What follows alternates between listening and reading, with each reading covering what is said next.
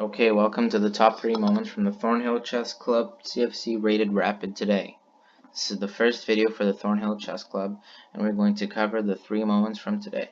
So black had just played knight d7, and white has a forcing move that wins at pawn at the very least and creates a devastating attack on the black king, sorry.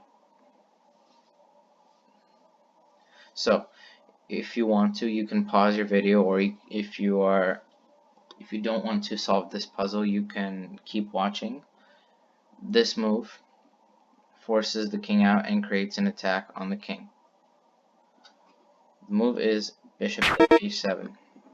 After bishop takes h7, black has 2 moves: to move his king or capture the bishop. If he moves the king, then white has queen h5, and he is threatening discovered check and checkmate. Let's say black plays knight here, takes, bishop here, check. It leads to checkmate. So black has to capture because he has to get something for getting his king out. He has to get the bishop, or else he's not going to get any compensation. So black has to take the bishop, and then white checks here. Black moves his king back, and now white brings his rook to attack the king, and it is unstoppable. Black cannot do anything to stop it.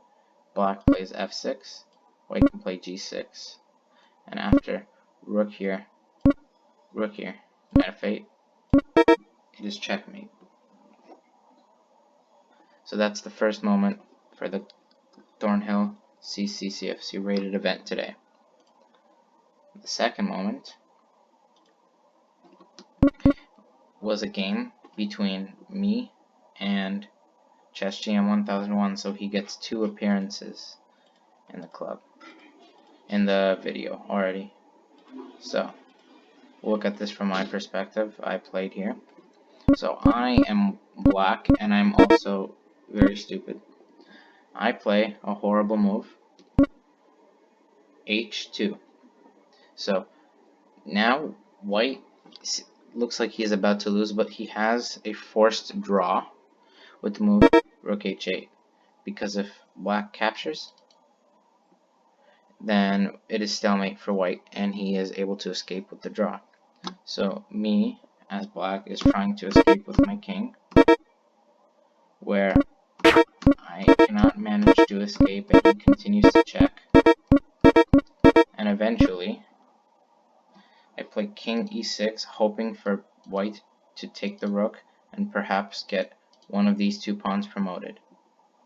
So he checks, he takes, I advance, and here white plays rook d2 an important move. I play king here, and instead of trying to hold on to the rook, white should just capture and then go for the other pawn and draw the game. So that's what he does. He captures, and black is not able to come back and defend the pawn. So draw. Second good moment of the game. Now we go on to the third moment with the kingside attack / tactics from Retarded Platypus versus Colvin 90. So white castles queenside, which is a bit unusual, but in some variations it is allowed. And we have a normal Queen's Gambit decline game with black's bad light square bishop and white with a healthy pawn structure and good knights. And white just plays knight g5, threatening checkmate. If black were to take, white would threaten checkmate, and he would not be able to recapture with his bishop. He would have to stop the mate, and white would capture and have a strong pawn on f6, and perhaps it would lead to checkmate.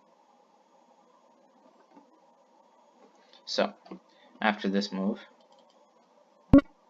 black plays g6 to stop white's entry into the position, because if he didn't play d6, white would mate on h7 with the knight protecting it. So black plays h6, and white has a good move here that exploits this move, and he plays knight takes e6. So if black retakes, then white can capture and begin an attack on the black king and bring his rook, his bishop, his knight, his other rook into the action. And black accepts the trade. He says, "You don't have an attack, I don't believe you." White captures, black plays bishop d7, captures another pawn. White brings his bishop. It's important that he force the king to h8 so that he can prepare a checkmate on h7. Black takes, opening the black takes the f2 pawn, opening the f file for the rook. Then the rook takes, and now black has underdeveloped pieces and white has a strong attack that is going to succeed. And black's only hope is to guard it with his queen, but he is too underdeveloped and he's going to lose the game, and black resigns. Let's say black plays knight d7, then white will probably play knight f6, and if bishop takes, then white would capture and black would put the king in the way, and there would be a checkmate on h7. So those are the top 3 moments of the Thornhill CC CFC Rapid number 1. Hope you enjoyed, and check out the tournament in the tournament link in the description to see the games for yourself.